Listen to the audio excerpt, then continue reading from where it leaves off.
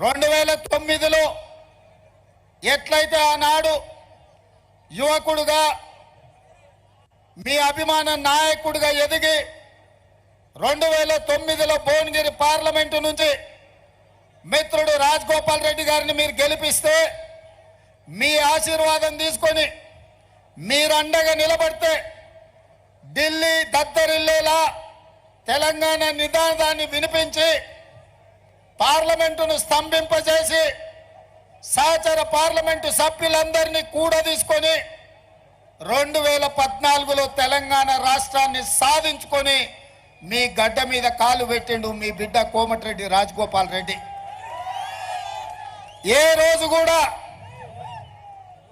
ఏ కష్టాలలో వచ్చినా నష్టాలలో వచ్చినా ఎవరు కన్నీళ్లతో వచ్చినా ఉన్నదంతా తీసిపెట్టి పంచిపెట్టి పేదవాళ్లకు సేవలు అందించి ఈ ప్రాంతంలో మీకు అండగా నిలబడి సొంతంగా ప్రాజెక్టుల కోసం కోట్ల రూపాయలు ఖర్చు పెట్టి ప్రభుత్వం ఇవ్వకపోయినా ఆస్తులు కరగబెట్టి ఈ ప్రాంతంలో మీ ప్రాజెక్టుల కోసం పనిచేసిన మీ బిడ్డ మీ అభిమాన నాయకుడు కోమటిరెడ్డి రాజగోపాల్ రెడ్డి. అదేవిధంగా తెలంగాణ రాష్ట్ర సాధనలో పదవులు పిల్లలు ప్రాణాలు పోతుంటే తెలంగాణ ప్రజలు పదవులు త్యాగం చేయాలని కోరుకుంటే కల్వకుంట్ల చంద్రశేఖరరావు గారు రాజీనామాల డ్రామాల మీద ఎలక్షన్ సెలక్షన్ కలెక్షన్ అని ఉప ఎన్నికలు తీసుకొచ్చి ప్రతిసారి ఎన్నికల బరిలో దిగి హైదరాబాద్లో ఉండే ఆంధ్రోలను బెదిరించి కోట్ల రూపాయలు మెక్కి అడవి పందిలాక టీఆర్ఎస్ వాళ్ళు బలిచిండ్రు. కానీ ఆనాడు ఉస్మానియా యూనివర్సిటీకి పోయి విద్యార్థులను కలిస్తే విద్యార్థులందరూ కలిసి ఎంకన్నతోటి ఎంకన్నా నువ్వు తెలంగాణ కోసం మంత్రి పదవి రాజీనామా చేయి, తెలంగాణ ఎట్లా రాదో చూద్దామంటే మీ అభిమాన నాయకుడు కోమటిరెడ్డి వెంకటరెడ్డి గారు ఆనాడు మంత్రి పదవిని త్యాగం చేసి నల్గొండ గడ్డ మీద ఆమరణ నిరాహార దీక్ష చేసి చావు నోట్లో తలకాయ పెట్టి తన ప్రభుత్వమైన తన అధిష్టానాన్ని కూడా తెలంగాణ కోసం ఎదిరించి నిలబడి తెలంగాణ రాష్ట్రాన్ని సాధించిండు.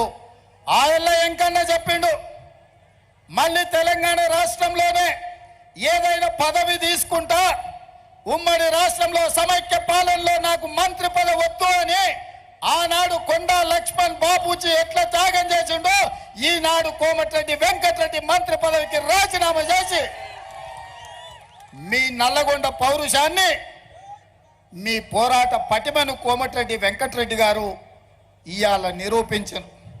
వాడెవడో సన్నాసి భూమికి మూరేడు లేడు ఎంకన్నా మస్క కొడుతుండు మంత్రి పదవి కోసం రాజగోపాల్ మస్క కొడుతుండు అంటారు. ఆ సన్నాసికి ఒక్క మాట చెప్పదలుచుకున్నా నేను. దొరగారి గడిలో సారాలో సోడా పోసి కాదు వాళ్ళు వచ్చింది. కోమటిరెడ్డి బ్రదర్స్ రక్తాన్ని చెమటగా మార్చి భుజాలు కాయలు కాసేలా 3 రంగుల జెండాను మోసి నాయకులుగా ఎదిగినరు.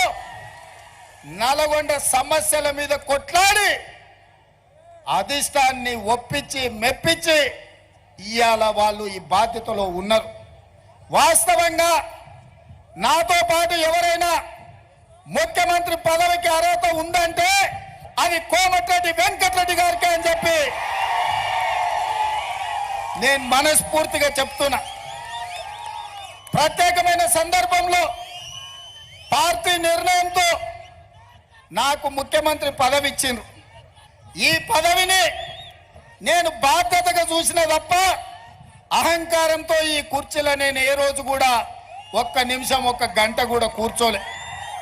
ఈ బాధ్యతతోటి రోజుకు 18 గంటలు పనిచేసి పేదవాడి సంక్షేమం కోసం పేదవాడి అభివృద్ధి కోసం తెలంగాణను ప్రపంచంలో అభివృద్ధి చెందిన రాష్ట్రంగా నిలబెట్టడం కోసం అహర్నిశలు కృషి చేస్తున్న మిత్రులారా, 60 ఏళ్ల ఆకాంక్ష 1200 మంది విద్యార్థుల బలిదానంతో వచ్చిన తెలంగాణ 10 సంవత్సరాలు కేసీఆర్ గడిలో బందీ అయి తెలంగాణ తల్లి కన్నీళ్లు పెడుతుంటే మళ్ళీ కాంగ్రెస్ పార్టీ కార్యకర్తలు నడుం బిగించి తెలంగాణ తల్లికి విముక్తి కలిగించిండ్రు.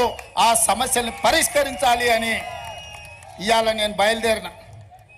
మిత్రులారా, నా ఇంటికి వచ్చిన లీడ ఈ స్థానిక మున్సిపల్ చైర్మన్ కావచ్చు, జిల్లా పార్టీ అధ్యక్షుడు కావచ్చు, చాలా మంది కార్యకర్తలు మీ యాదగిరిగుట్ట ఎంపీపీ కావచ్చు, ఎంపీటీసీలు కావచ్చు, సర్పంచులు కావచ్చు, జడ్పీటీసీలు కావచ్చు, ముఖ్యమంత్రి కాకంటే ముందు మీరెట్లా బాజాబ్తా నా ఇంట్లోకి వచ్చి కలిసిపోయినరో ముఖ్యమంత్రి అయినాక కూడా అట్లనే వచ్చి కలిసినరా లేదా మిత్రులారా? రోజు ఉదయం 1000 నుంచి 1500 మందిని కలిసి వాళ్ళు చెప్పేది విని వాళ్ళ సమస్యల్ని ప్రభుత్వం పరిష్కరించగలిగిన దిశగా ఈరోజు మన ప్రభుత్వంలో ప్రజాపాలన జరుగుతుంది. మిత్రులారా, ప్రగతి భవన్ ప్రజల సొమ్ముతో కట్టింది.